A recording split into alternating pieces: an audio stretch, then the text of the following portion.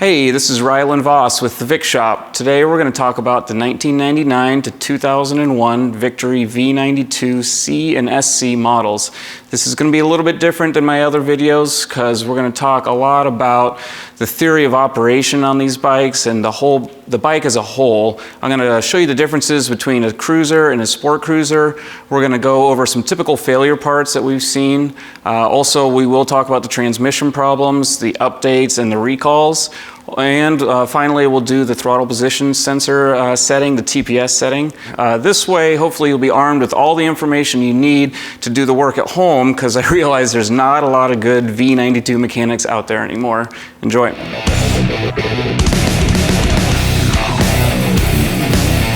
Okay, let's talk about what is a V92C or SC. The V92 is Victory 92 cubic inch, and then they had cruisers and sport cruisers. The first year was a 1999 V92C. Right here you can see I've got a 2001 Victory catalog, and it's got a cruiser and a sport cruiser in it. So the colors were a little different in 99. This has got a two-tone gray and blue. The 99 colors were blue and red, two-tone. And they had, in 99, they had a rotor on the right-hand side, and then they switched that to the left-hand side for 2000, 2001. 45 millimeter traditional style forks, you know, the classic tank. V-twin, 92 inch, 5-speed. It's got polished fins on the cruiser. And then, you know, the long sweeping fenders, traditional cruiser style, two exhaust pipes there. And so that kind of defines what a V92 is. And then, so they made that in 99. And then in 2000, they came out with the sport cruiser, the SC. And the sport cruiser had 50 millimeter forks, dual front discs. It had 17 inch wheels instead of the 16s that came on the V92C. Had a blacked out engine. The fins are not polished, they're blacked out. The short rear fender, the 2-in-1 exhaust. This was the Victory optional exhaust here pictured. And so that also carried on into 2001. So they made this bike in 99, 2000, and 2001.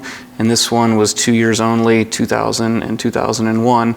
And then everything interchanges between these bikes. You could put these forks on this bike, and these wheels on that bike, and those wheels on this bike, and the fenders swap over. And so you'll find a lot of Frankenstein bikes out there. Also, all the accessories would swap over. So if you had an old sport cruiser and you wanted to make it into a bagger, the cruiser bags will just bolt right on. The backrest and seat, those are all the same. They made year-to-year changes on these, and sometimes things won't interchange, but they're quite a bit the same. All right, now that I've explained to you the difference between a V92C and a V92SC, let's look into a little bit about how the whole bike works. We're going to start with this old sport cruiser that we got torn down. This is a 2000 model, and I can tell it's a sport cruiser because it's got the smaller fenders, the 50 millimeter forks. It's got 17 inch wheels with dual disc brakes on it, and then short fender out back. So I got the engine out of this one, and we'll start with that. I guess this was a 1999 intake and air cleaner, and this came on all 99 models. And then in 2000 they went to this big, we call it the coffin style airbox, and they used that from 2000 all the way up to 07. So airbox is here, or, you know, on top of the motor, similar to this on a 99. Throttle body and intake boot, just like later models. If we come back here, this has got a shock underneath the seat mount. That shock is rebuildable. It's a Fox shock.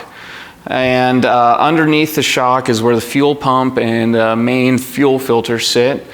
The controls, they're all the same between models. The bars were different. They had a short bar in the sport cruiser, a more cruiser style bar on the regular cruiser. Let's see, what else is there? The difference in the motors is in 1999 they had a smooth black finish on the cases, and that was a 1999 model year only, and then they went to like a more of a crinkle finish. This is a 2000 block. Speed sensor is here. We'll talk about that speed sensor later on. You can tell this is a cruiser motor with the polished fins and chrome on it. Yeah, that about explains this bike. Let's dig into a little bit of how it works, all the little pieces together.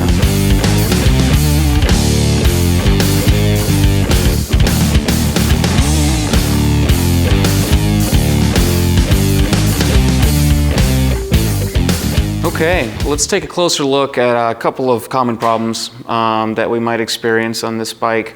So here's the engine. It's got the 99 air box on top, throttle body's in the middle, throttle body boot below, and then it goes into the engine. A lot of problems can arise around this throttle body. There's a gasket on the bottom side and there's one on the top side. These were prone to warpage and it would leak air, through this seam. Also from the throttle body down, it would leak air. So you really, if you're diagnosing a problem with these bikes, is you want to make sure that the throttle body area is all sealed up nice, and oftentimes that'll mean taking off the air box, taking off the throttle body from the rubber boot, and doing a good seal up job. There used to be a guy that made gaskets for these, aftermarket gaskets, but that no longer exists. A lot of times we'll put it on a flat edge, make sure the pieces are flat, and use RTV to seal them up.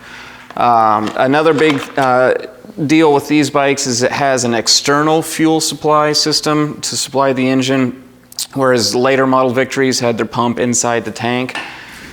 So the way the fuel system works is you got the tank sitting up top and it drains out through the two holes in the bottom of the tank. There's some pre-filters like a chunk screen inside of here.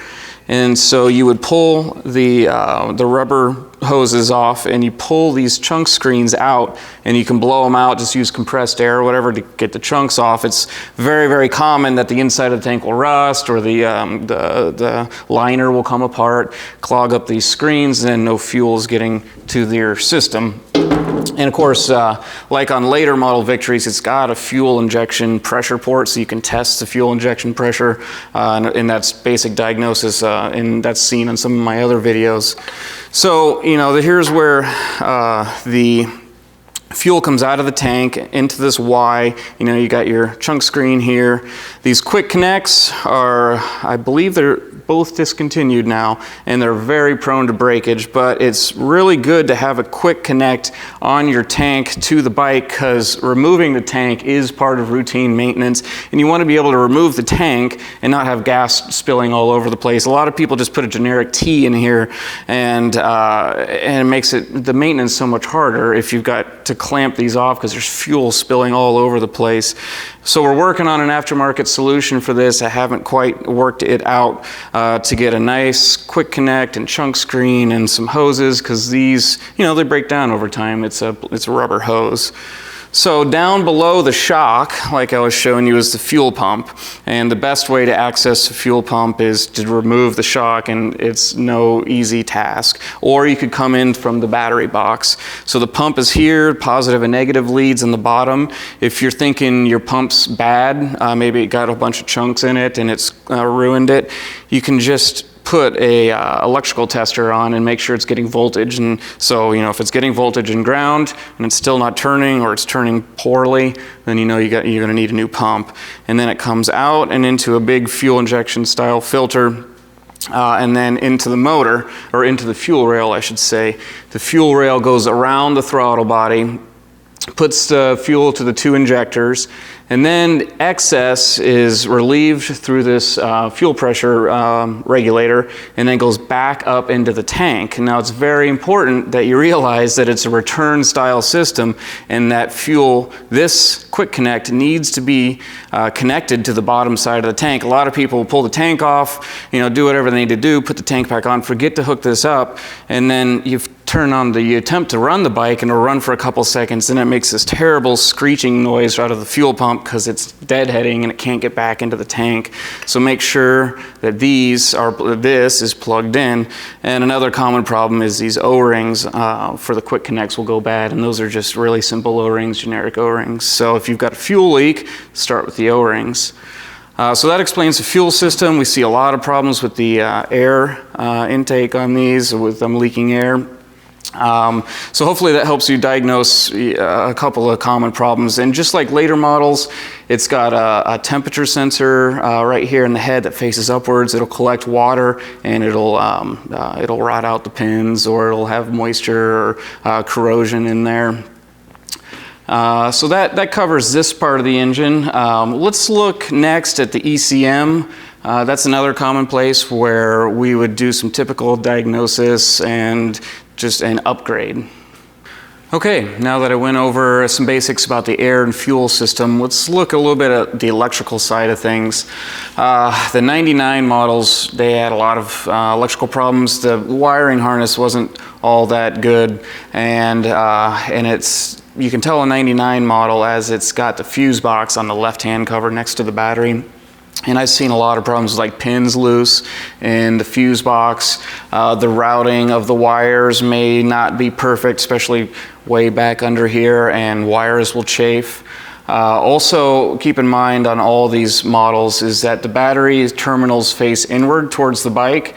That way, if they don't ground out on the side cover, if you have this flipped so the terminals are out here, the positive can hit the side cover and that will cause all kinds of issue. So left-hand cover's got the battery, right-hand cover has the ECM and fuse box if you got a 2000 or 2001. I've got this ECM removed from the bike, and we'll look at it. It's got some, the reason it's different than the later model Victories is it's got a removable EEPROM chip, whereas later model Victories you need to access it with the Victory digital wrench, which is a dealer-only piece of software. But we've got a lot of problems recently with the chips on these going bad. So you can access the chip and it's just an old style EEPROM chip. So you want to, that's going to be part of your basic diagnosis, is seeing what chip is in there and if it's bad or not. A lot of times, I had one recently that you get the thing running and it runs fine, but as soon as you hit the ECM against something, it would stutter and die, and the chip was going bad inside of it. Also, there's some really bad chips and there's some really good chips on the market, and you want to see what you have so you can help dial the thing in. All right, let's talk about the ECM on these. We disconnected the battery, and then I pulled the ECM out from the right-hand side of the bike. On a 1999 model, this whole case would be an anodized gold metal case, and then in 2000 and 2001, they went to this plastic case. The metal case ones are a pain. There's three holes in the back, which you can separate the case and look at the circuit board. On the metal cases, oftentimes those bolts will rust into place, and then it makes them a real pain to get out. Oftentimes we'll have to cut it with a cutting tool to get a screwdriver slot in there, and the heat kind of helps. But of course you want to be super careful when dealing with this because there's sensitive electronics on the inside. So, make sure you're grounded out. Sometimes we'll wear a ground strap. Don't go shuffling on the carpet before you start dealing with this.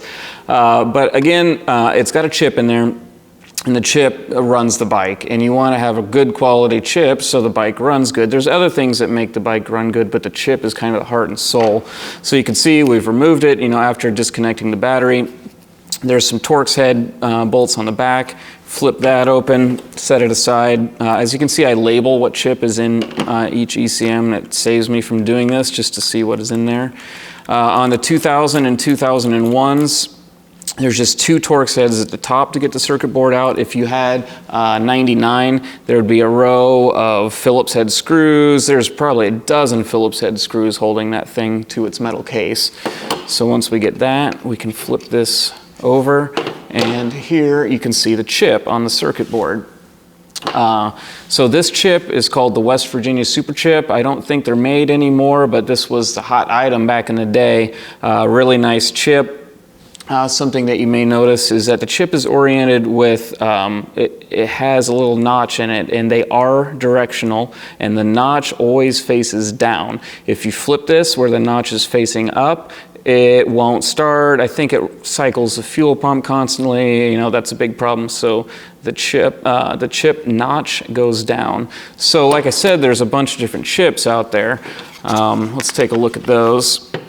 Here we have a stock chip. This one has a Victory part number on it, which is 7 numbers. It says REV01, and then it says 2000 V92 Sport Cruiser on it. This is a stock chip that would have come originally from the factory.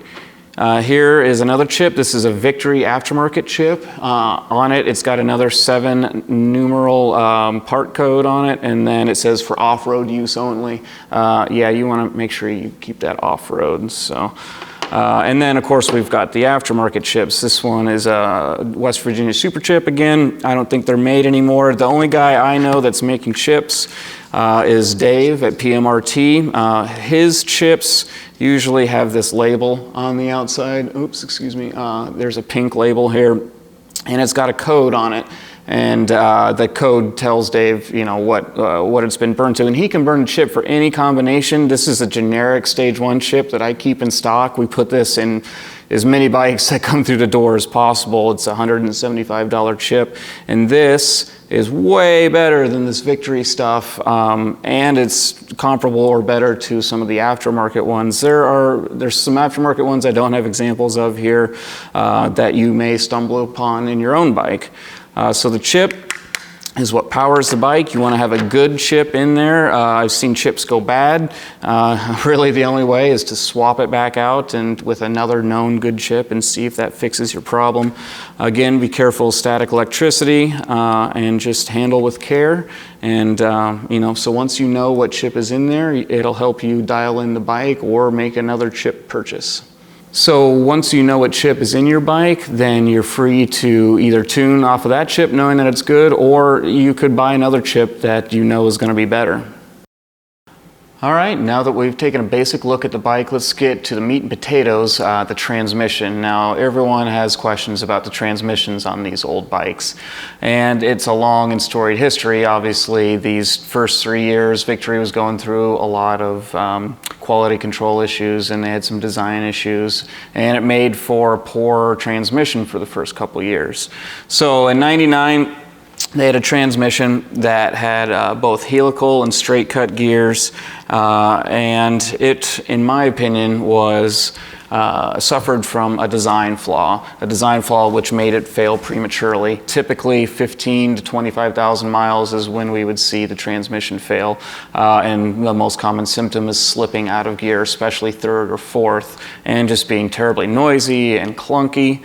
So how to tell if you have an original 1999 or 2000 transmission would be to look at the engine case.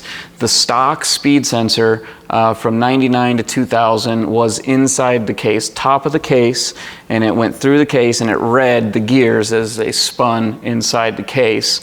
So that was the 99 and in 2000. And then in 2001, they came out with a different design. They took on another company to remanufacture their transmissions for them, and it was a lot better design.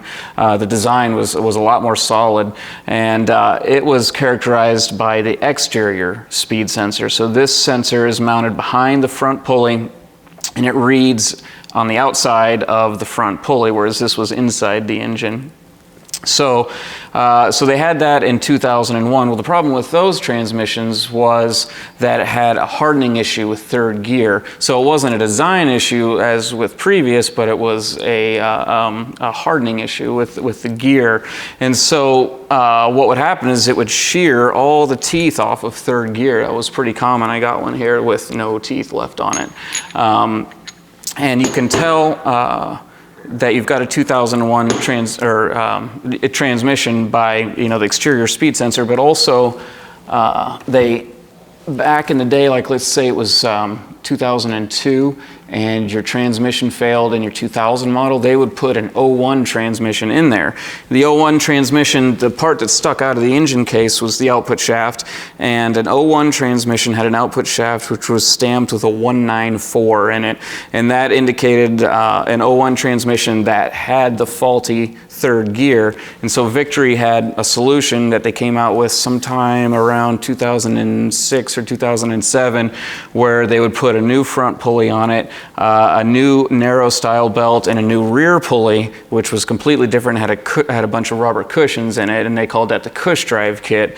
So the Cush Drive recall was to repair shattering third gears on 2001 transmissions. So you had the 99, which is a bad design. They used that 99 and 2000, and then you had the 01, which was a good design, but it had a bad set of gears. And then 02, it seems like they had a lot better luck with the gear hardening. There's not a lot of issues we see with the 2002 bikes. And then in 03, they made a bunch of changes, well, a couple of more changes to that 2001 design, and they fixed everything.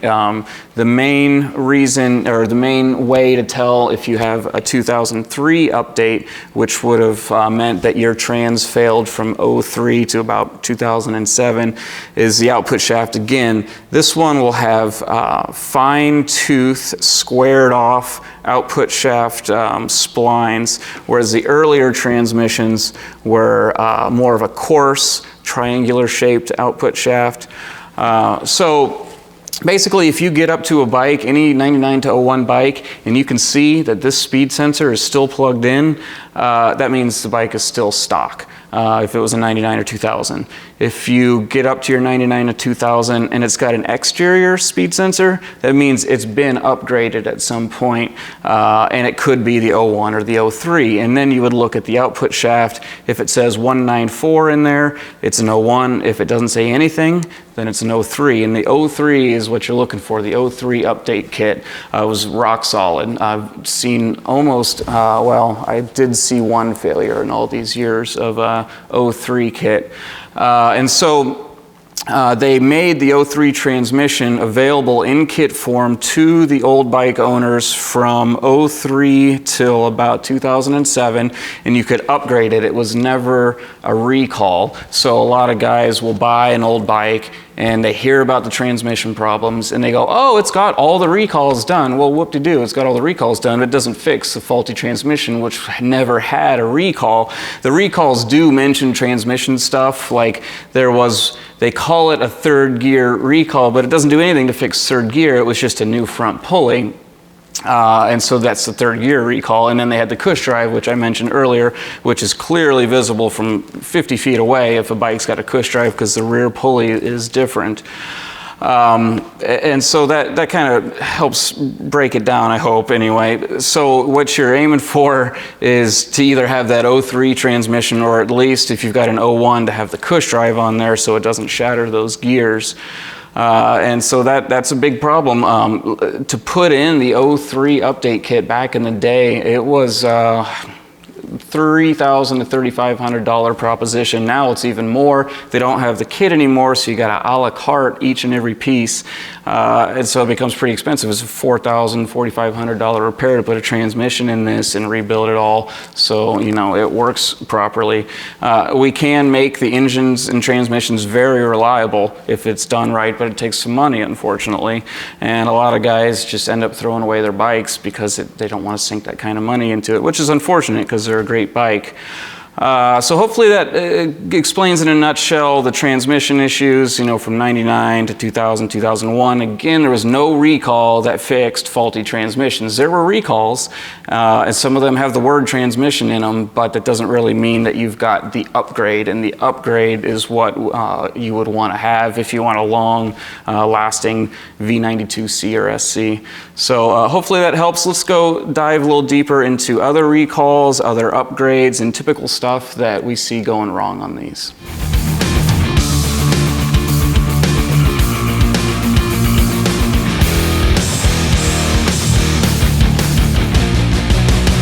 Okay, now that we real quick went over a ton of transmission issues, let's go over other things that are common to these bikes. Now, you know, any bike can get a leaky fork or a bad wheel bearing, and you know, the V92s are no different, but there are some Victory specific things that happen to these years that need to be addressed. The first one would be the charging system. The charging system was very weak from the factory. I think it was 28 amps, and it was barely enough to support the bike when it left the factory factory, but then when you get some miles on it and, you know, things just start to deteriorate, or you add electrical components, specifically like a light bar, that was enough to overload the charging system and then have it fail. And so failing charging systems were a huge problem on these old bikes. And then they came out with an upgrade, and it upgraded to a 38 amp charging system. So how to tell if your bike has been upgraded or not is to look at the voltage regulator.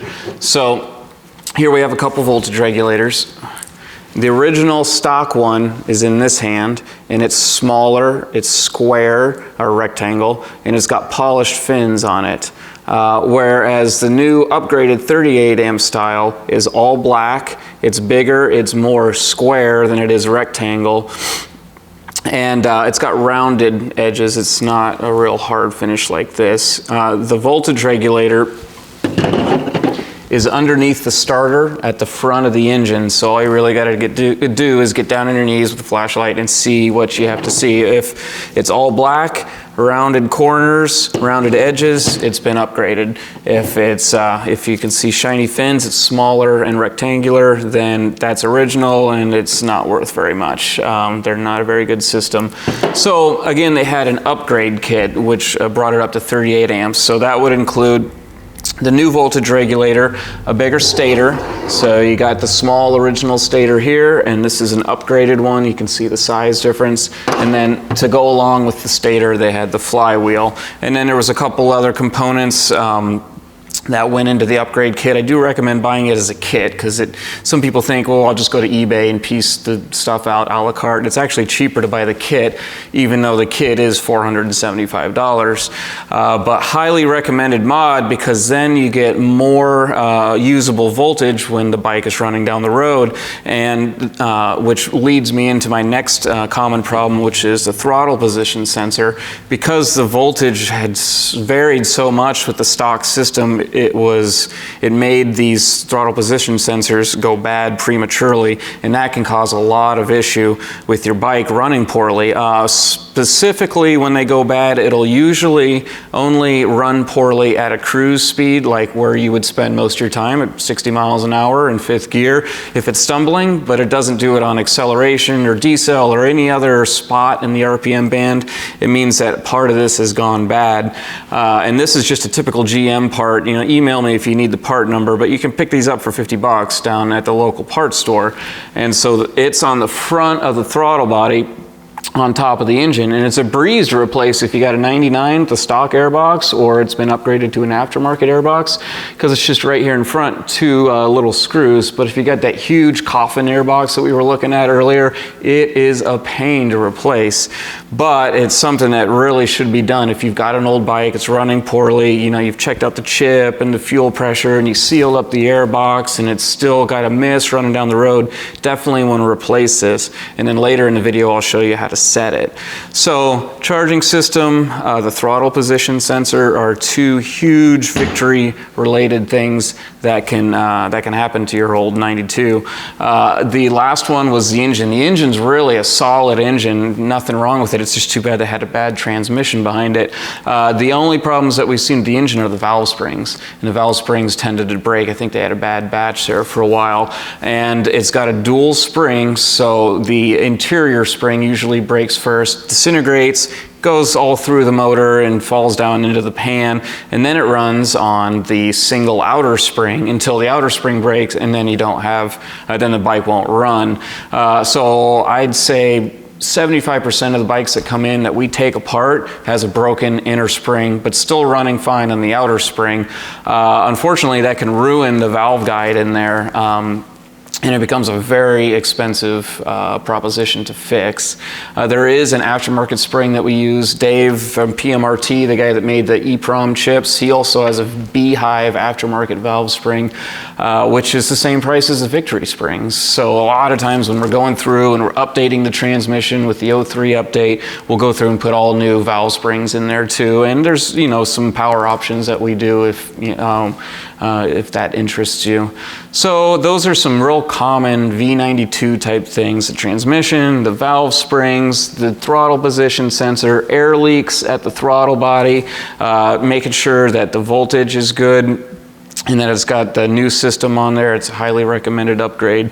The rest of it was a pretty solid bike. Like I said, you know, stuff happens. It's been 16 years now since these bikes have been hitting the road. So that covers a bulk of what we typically see. So now that we got all that, let's talk about setting the TPS, the throttle position sensor, because that's a lost art, and I'm going to give you some ways to field set that so your bike will run better.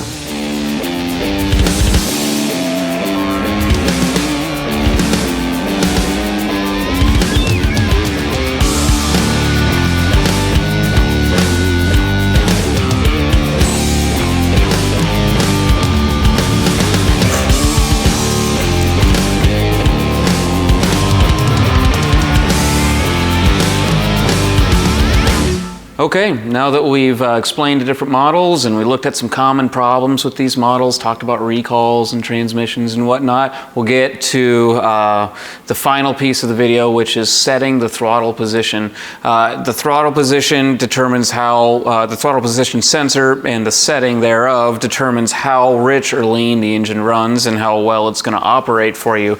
A lot of guys will come to me and they say, I'm a new owner to this, you know, I don't know, the thing's been in storage, I don't know its old history. And so I recommend going through the first parts of my video and sealing up the air box, you know, definitely clean those throttle bodies like we talk about in some of the other videos for 03 to 07. You know, make sure the best you can that the valve springs aren't broken and that the bike is in perfect mechanical condition or as close to it as you could possibly get. You know, fuel pressure would be the other big one. And then once it's in good mechanical condition and you're still running poorly, then we'll set the TPS sensor. We'll set the throttle position, and that's what I'm going to show you next. It's kind of a black art, you know, not a lot of people know how to do it, and there is actually a Victory computer that a dealer could have that would help with this process, but we're going to do a field adjustment with a piece of paper clip. So follow along, I'll show you, I'll have Gabe give us a hand, and we'll show you how to lean out or richen up your bike so it runs properly. Okay, so the second step on how to adjust the throttle position sensor, the first step being making sure your bike is in as good a mechanical condition as possible. Again, gotta clean those throttle bodies out. Once the throttle body's clean and everything's taken care of and we're all good, we're going to locate the diagnostic port, which is under the right-hand cover next to the ECM. It's a white plug. This is it here in my hand. And this is how we will set the bike to I don't know what you call the diagnostic mode, where we can make adjustments. And how we'll do that is we'll use an unbent paper clip to cross two terminals. What we're going to do is cross from B to E, that's Bravo to Echo. So when we cross B to E and flip the key on, it'll turn the bike into diagnostic mode where I can adjust. And so the next step will be that we will cross it, turn it on to diagnostic mode, and then we'll make the adjustment. This is going to be something that you're going to want a friend there with you to help because it's a four-handed operation. So grab a buddy, get a paper clip, make sure your bike's in good shape, make sure it's fully up to temperature, go right around the block for 10-15 minutes, get it nice and hot so we get a good solid reading, and then we'll show you how to set it.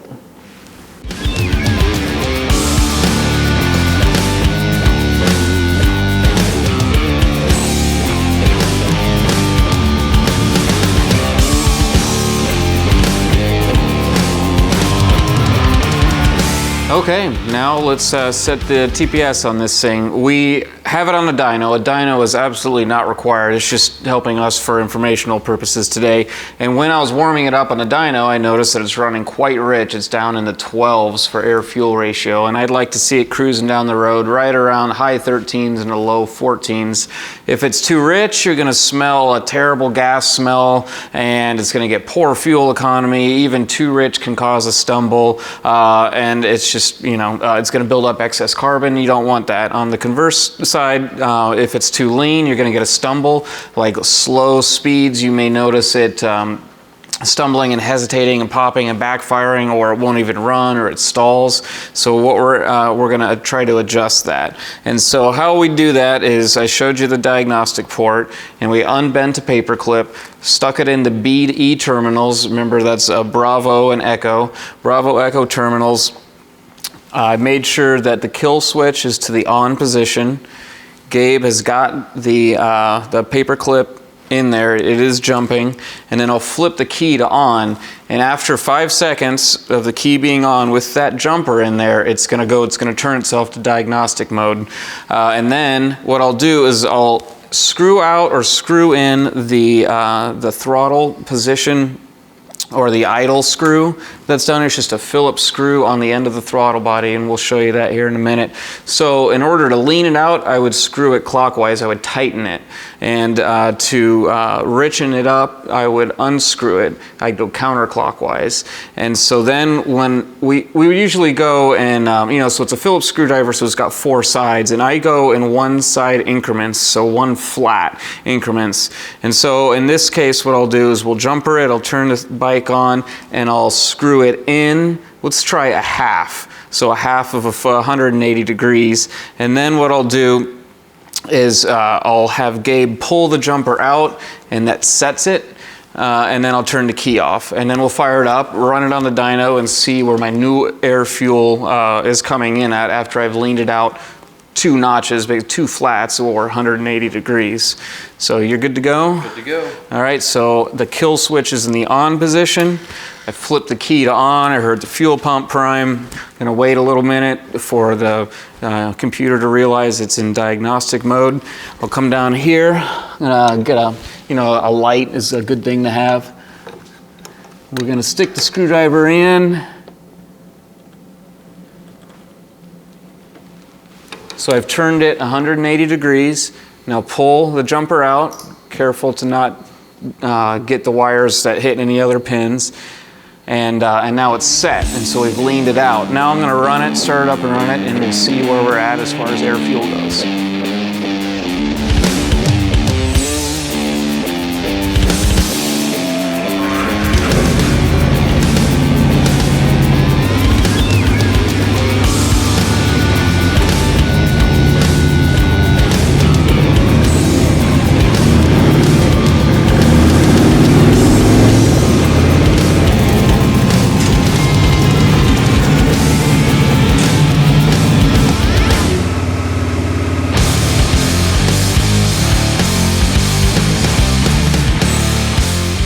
Okay, this is the throttle screw. Left-hand side of the bike, it's on the back of the throttle body. It's just a Phillips head screw. It's the only one there. It should be pretty easy to find. When the bike is not into diagnostic mode, that screw will adjust the idle. So as the throttle bodies get dirty, as you continue to ride the bike, the idle will drop, and a lot of people will turn that screw. And you could turn it a little bit to bring the idle back up, but then it'll start to mess with the fuel injection. So again, to make the adjustments, you want to have it in diagnostic mode with the pin jumping B to E. And so what we would do is jumper the pin B to E, and then we would either turn in to lean out the bike or turn out to richen the bike. Remember, keep track so you know. It might even be good to make yourself some notes.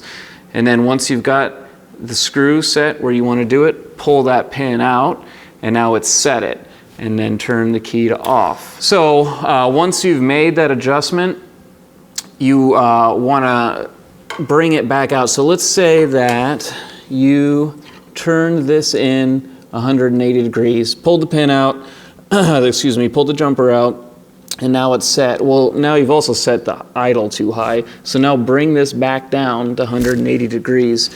So because it's not in diagnostic anymore, what that's done is return the idle to where it should have been. And then you can fine tune the idle, and the idle fine tuning will be done when the engine's hot. So hopefully that all makes sense.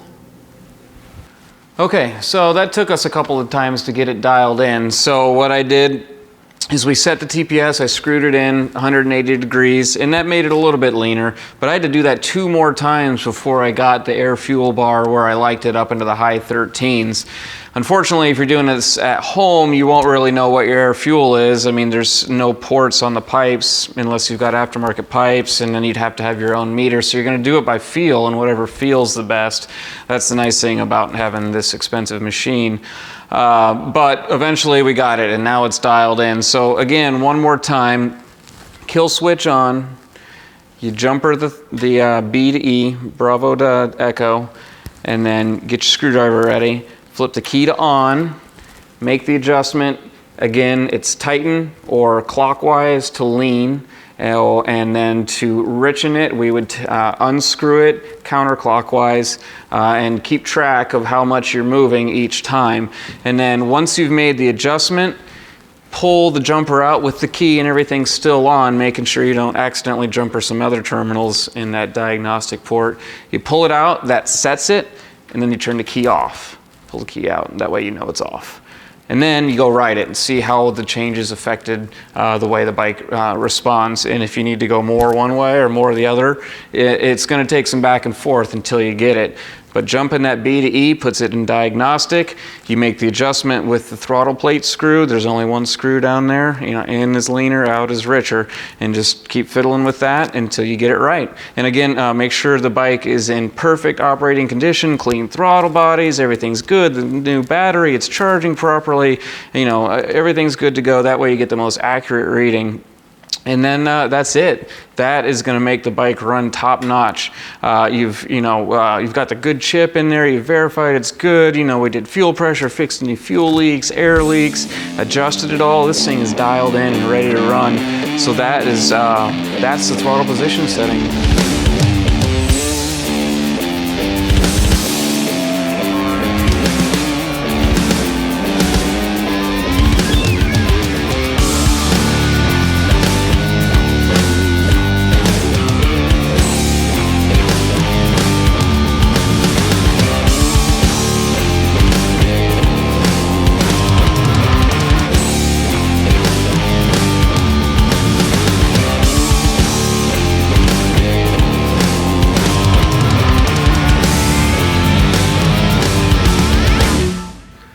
Okay, we're about done here. Thanks for watching. Hopefully I've helped explain some of the basic things about these old bikes. I've been doing this for quite a while, about 13 years, been working on these old girls, and hopefully by showing you the difference between the cruiser and the sport cruiser, explaining some of the simple theory of how they work, highlighting some of the trouble areas, the typical parts we see go bad, talking about the recalls and the updates, and then telling you how to set the all-important throttle position.